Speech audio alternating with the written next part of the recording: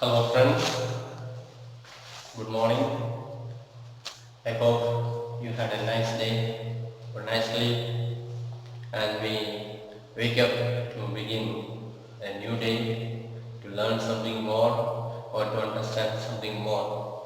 So we are dealing with economics with the different sectors of the society, and we found the tertiary sector is the most important sector in our country, providing more economic growth, providing more GDP and helping the growth of the country.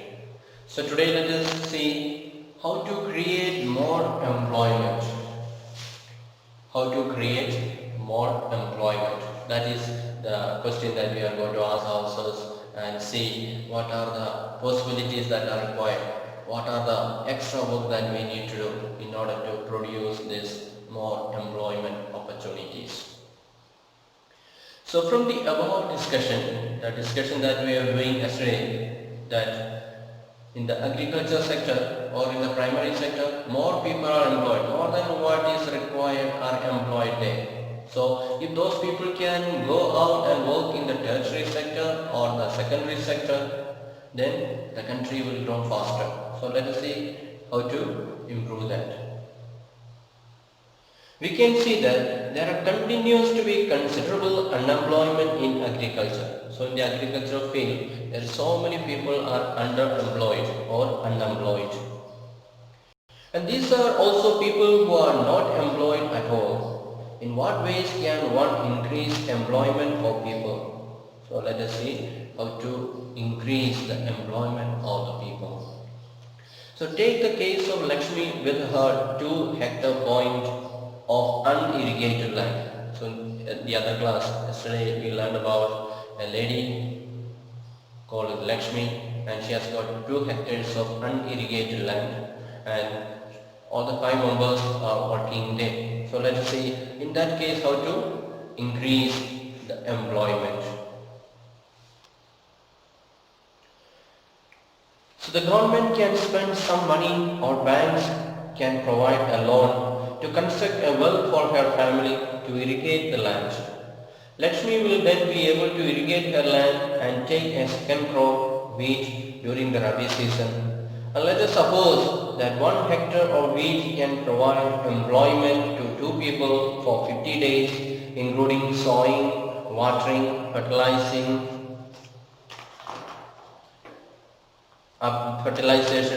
application and harvesting, etc. So we said she has got unirrigated land. Suppose she can get a loan from the government or from the bank. With that loan she can dig a well, and from that well she can supply water to her field, and she will be able to cultivate twice in a year. Otherwise she was able to cultivate only during the monsoon season, 3 or 4 months time only work. The rest of the time her land remains simply. So if there is irrigation facility, then she will be able to cultivate more. So at least 50 days in a year she will be able to get employment for her family members, including all the works: sowing, weeding, fertilizer putting, harvesting, all that. So 2 more members of the family can be employed in her own field. Now suppose a new dam is constructed and canals are dug to irrigate many such farms. This could lead a lot of employment generation within the agricultural sector itself, reducing the problem of underemployment. So if all our agricultural fields can be irrigated, there the cultivation number of farming can be increased. Instead of just cultivating once in a year, if they can cultivate twice or thrice, then these people will not remain unemployed the rest of the days in their house. They can work throughout the year in their farm and the production will increase. If they are able to cultivate 3 times in a year, then the production will increase 3 times, and that will increase the GDP. So that way we can reduce the unemployment. And so government need to take initiative to provide loans or make small dams to help the farmers and provide them incentives, provide them market facilities and so on. Then now suppose Lakshmi and other farmers produce much more than before. They would also need to sell some of this. For this, they may be required to transport their products to a nearby town. And if the government invests some money to transportation and short storage of crops, or makes better rural roads so that many trucks reach everywhere, several farmers like Lakshmi, who now have access to water, can continue to grow and sell these crops. This activity can provide productive employment to not just farmers but also others such as those in service like transport or trade. So we said if Lakshmi gets a loan and able to irrigate her land and able to cultivate 2 times or 3 times, and then she will be producing more than what she needs for her family. The production will be more, and so the extra what she produces will be sold in the market. So for that she needs a transportation facility. She has to carry the extra grain and carry to the town and sell it in the market. So for that transportation service is needed. Then the shopkeepers need, or the bought grains need to be stored in the godown. So many other opportunities will be provided. So if a farming facility is increased or the agriculture facilities are increased, then more and more job opportunities will be opened up in the other sectors. So transportation sector, that is in the service sector, there will be chance. There will be people working as a driver, there will be people working as a shopkeepers, there will be people who are constructing godowns to store up all these things. So more and more opportunities will be provided. So the basis comes from the primary sector. If the primary sector job opportunity or the facilities are increased, automatically in the secondary sector and the tertiary sector, the job opportunities will be increased. And Lakshmi's need is not confined to water alone. To cultivate the land, she also needs seeds, fertilizers, agricultural equipment, and pump sets to draw water. Being a poor farmer, she cannot afford many of these. So she will have to borrow money from the money lenders and pay a high rate of interest. And if the local bank gives her credit at a reasonable rate of interest, she will be able to buy all these in time and cultivate her land. This means that along with water, we also need to provide cheap agricultural credit to the farmers for farming to improve. We will look at some of these needs in next chapter, money and credit. So we said government helps her to give irrigation facilities. Then she improves her cultivation. Then also she needs so many other things. She needs to buy the seeds, the best quality seeds or high yielding variety of seeds. Then she needs pump set for pumping water to her field. Then she needs tractor for plowing. Then she needs machine for harvesting. So she needs a lot of things to buy in order to improve her cultivation. So for all that she does not have money because she is poor. So from where will she get money? So there are two options. She can go to the money lenders and get money, borrow money, but there the interest will be very high rate. Afterwards she will have to pay them back very high amount.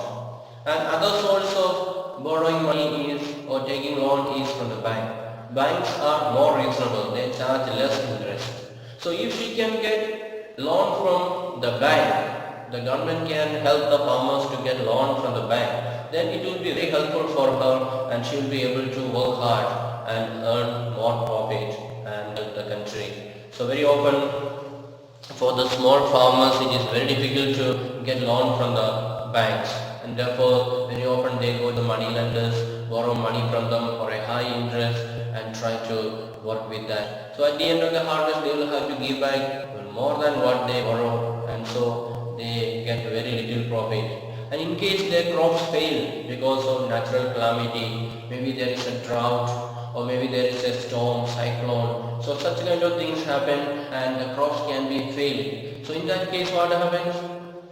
They lose all their income, they lose their harvest, agriculture, and they will struggle to return back the loan that they have taken.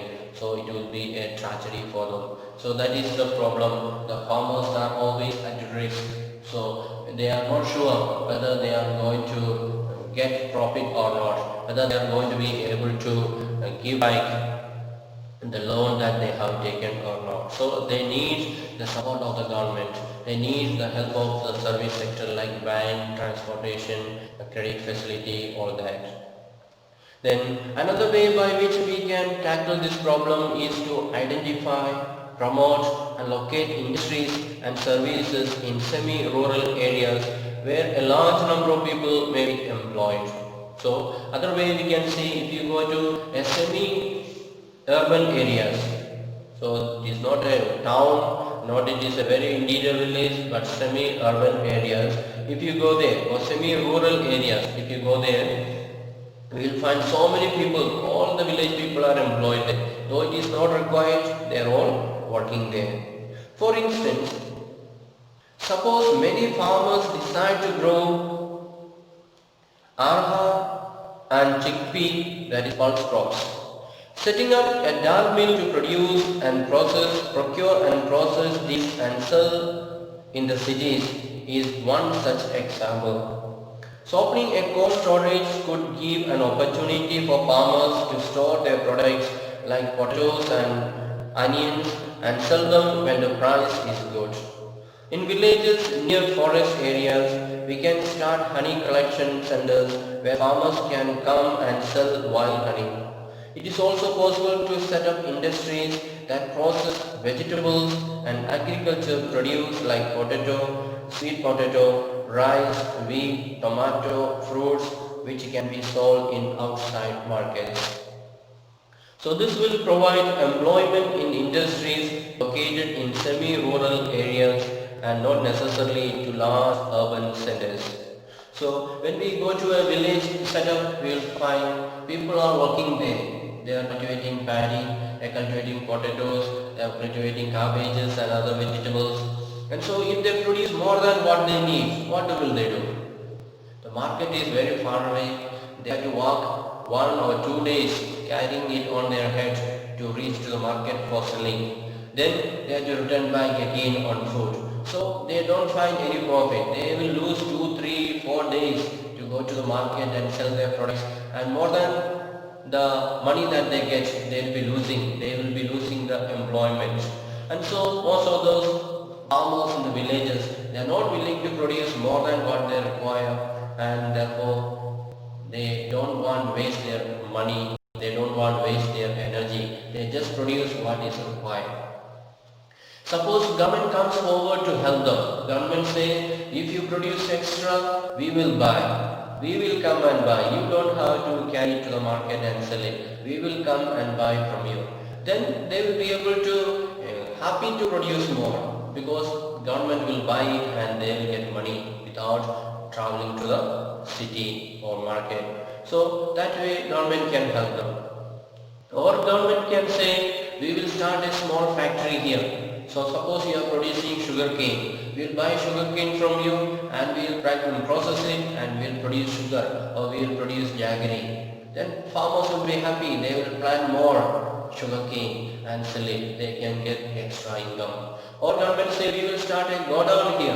So whatever you produce, if you produce plenty of potato, we will buy and we will store it here, and when there is sufficient, we will come with vehicle and carry it. So that will be helpful for the farmers, encouragement for the farmers to start cultivating more and get profit for them. Or government can start other processing units like honey processing units, because in the villages many people are living near the forest and they collect a lot of honey, and so this honey can be sold. This honey can be bought by the government agencies and can be taken to the town and sell it. Then the people will get money. So lot of job opportunities are there. Lot of employment opportunities are there. So when government starts this factory, when government starts this godown, when government starts this honey collecting center and so on, lot of people will be employed there to work, to look after, to help the villages and so on. So more employment opportunities can be created. So the initiative should come from government. Government should realize and look into it. What are the areas that we can provide employment? What are the areas that we need to work to create more employment opportunities, to increase the GDP and so on. So government can take initiative and the people will be ready to cooperate with them.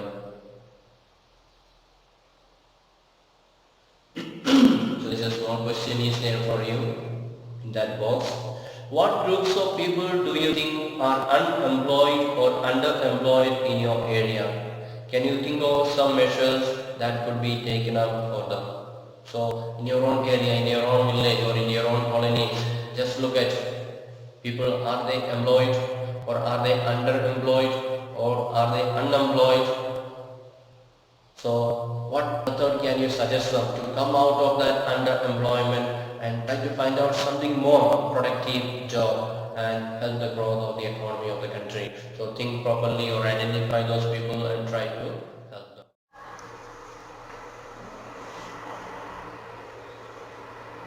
Do you know that in India there are about 200 million children in the school going age group? So in our country, the rule is that children up to 14 years of age, education is compulsory. They should not be employed as children. They are supposed to go to school. But the situation in our country is that 200 million children are there who are supposed to go to the school. That means between 5 to or 6 to 14. There are 200 million students are there. And out of this, only 2/3 are attending school. So, out of these 200 million students, only 2/3 are going to school. So, 1/3 is not going to school. 1/3 they are maybe working in the factory, or they are sitting at home, or they are employed as beggars or as scavengers, collecting picking out waste, plastics, papers, all those things. They are employed as a child labor. So that's a huge 1/3. That means how many it will come? Almost 70 million. So around 70 million people or 70 million students in our country, they are not going to school. They are working as child laborers. Some are working at home, cooking food, cleaning house, looking after younger ones and so on. So that's a huge drawback for our country. There's such a huge amount of children, they are not able to go to school. Though the rule is there that they are compulsory to get education, but it is not followed up. Therefore, there's a great drawback is there. The rest are not.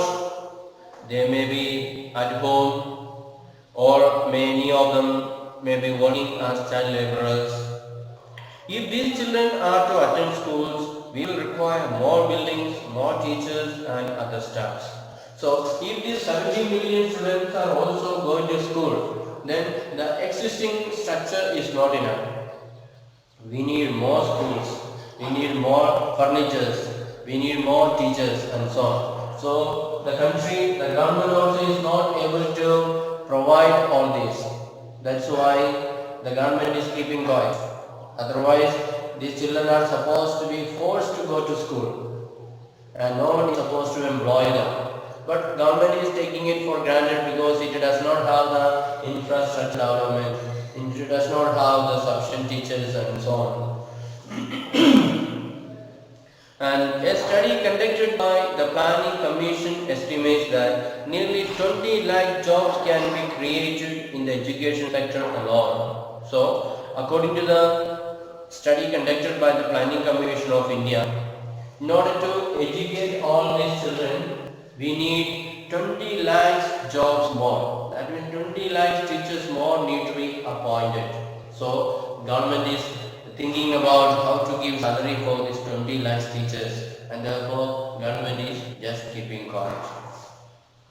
And similarly, If we are to improve the health situation, we need many more doctors, nurses, health workers, etc. So if you want to improve the health condition of our country, the people, then we need to build more hospitals, we need to appoint more doctors, more nurses, we need to buy more medicines and so. So more infrastructures, more medicines, and so as a whole we can say more money is required. And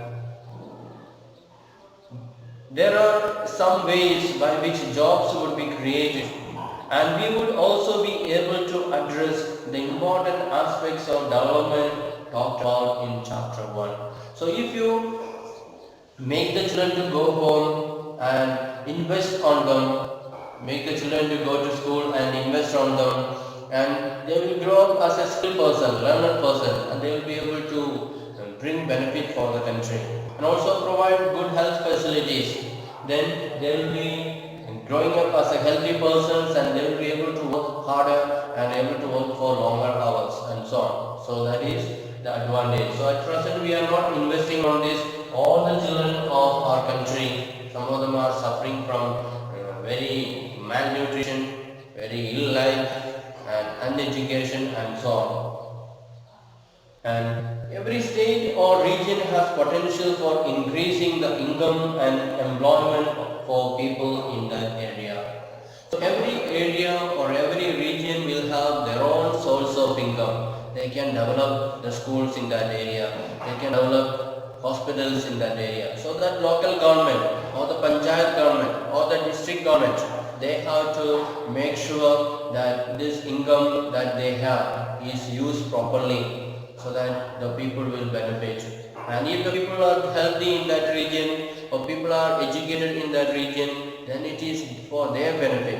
They will have a good population, a population that is very productive, and they will be able to get high salary, able to help the growth of that area, of that region and so on. So everyone need to realize that, and especially the government, how to take extra care, extra step in order to help these people. And it could be tourism or regional craft industry or new services like IT and so on. So each government or each local government will have to see what are the potentials of that area to provide more job opportunities. Maybe they can develop into as a tourist center. So we know our place, Ziro. Lot of tourists come because it's a beautiful place, because of lot of surroundings, the culture, everything. People are attracted, they want to come and see. But what is the problem is, by seeing this road, they may come once but they may never like to come back again, because traveling in this road is very risky and they don't want to take that risk. So the local government has to take steps to repair the road and make the transportation easier, so that more and more tourists will be attracted. Or they can start IT sector, information technology, computer centers and so on. Or they can start maybe other places, other sectors or other areas they can develop, so that people will be attracted and the local people will be able to get more and more advantage, will be able to get more and more job opportunities. So that is the duty and responsibility of the area government, the local governments, and they have to see to it. Some of these would require proper planning and support from the government. So the local government may not be able to do everything. Maybe the district administration may not be able to do everything. So they need the help of state government, or they need the help of central government. So accordingly they have to collaborate with the state government and the central government and get fund for development and should fully utilize for that area, so that all can benefit from there. Otherwise, few people will be pocketing the amount and will be doing a small work here and there, and that will not last also, and as a whole, the whole town, the whole area or the whole population will suffer. So we have to make sure the fund that is allotted, it is fully utilized for that purpose, and all the people are beneficiaries of that. And The same study by the Planning Commission says that if tourism as a sector is improved, every year we can give additional employment to more than 35 lakh people. So this Planning Commission, after the study that they made, they found out that if we are able to develop this tourism sector, 35 lakh people can be employed in that sector. They will get employment. 35 lakh people will get employment in the tourism sector as a guide, as an officer and so on. So government has to take initiative. They have to take steps in order to improve this tourism sector so that the people will be employed and more tourists will come for visiting and so on. So we must realize that some of the suggestions discussed above would take a long time to implement. So it is very easy for us to suggest to improve the schools, build new schools, appoint new teachers and build a school, build hospitals, appoint new doctors and nurses and so on. Very easy for us to suggest. But it is taking a long time to implement, and the main purpose is funds. We don't have enough fund for implementing all these projects and making infrastructures and so on. Therefore, it is very hard to implement and it will take a long time to implement. They'll have to wait for the fund to arrive.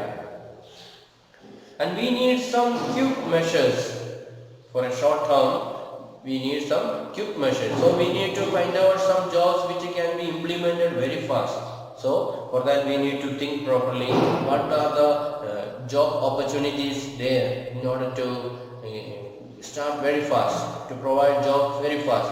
We cannot start very long term projects and tell the people wait. Then it will be too late. So we need to think about some quick projects or quick opportunities that will benefit the people immediately. Then recognizing this, the central government in India recently made a law implementing the right to work in 200 districts. So by realizing how the people are remaining poor, the central government has made something. They have implemented a law saying right to work. So people have got the right to work, especially people who have got people who are educated. They have got the right to work, and it is the duty of the government to provide employment for the qualified people, for the educated people. Therefore, government started implementing this law at least in 200 districts of India. So government selected some 200 districts of India and said, you have got the right to work. We will provide work for you. And it is called National Rural Employment Guarantee Act. So in 2005 onwards, during the time of UPA government, this program was implemented. That people who are in the rural areas, they have no work to do. Once their cultivation season is over, they are simply sitting at home for the whole day, for the whole year. They have nothing to do. So government is calling them, come, we will give you work. At least for 100 days in a year, we will give you work and we will pay you. So that at least your life will be comfortable. You will have little more income to survive for your family and so on. And under NREGA 2005, all those who are able to and are in need of work have been granted or guaranteed for 100 days. So government says, if you are able to work, if you are healthy, come and work. They are not telling you will be given office work. Any work will be given mainly for farm work, cultivation work, digging work or road work. Whatever work is given, you have to do, and you at least 100 days in a year you can get the work. And if the government fails in its duty to provide employment, it will give unemployment allowances to the people. Suppose these people come for working and government says there is no work, you go back. Then whether they work or no work, government will have to give them the pay, because it is the failure of the government providing work for them. So if they fail in that, then people have got the right to get their daily wage. And the types of work that would in future help to increase the production from land will be given preference under this act. So under this National Rural Employment Guarantee Act, the main works that will be taken up, the main works that will be provided will be agricultural works, that is production from the land to increase the food production. That is the main purpose, main reason that is required for us. So government has recognized it, and government has asked the people to come forward, especially people in the rural areas, come forward and do some work on the land. Maybe you can cut roads to go to the field, or maybe cut road to go to the village, so that vehicle can reach there, they can carry their production to the market and so on. So to help the people in the village, the government started this work, and that way government recognized that people have got the right to work, and government is supposed to pay them the salary. So quite many people got benefit from this. They came forward willingly and they were ready to work, and they got the payment. So some of the poor people in these 200 districts, they were able to benefit from this program, and they really, we can say, they became a little more rich. They were able to overcome that poverty life that they were leading by getting some 100 days of extra work.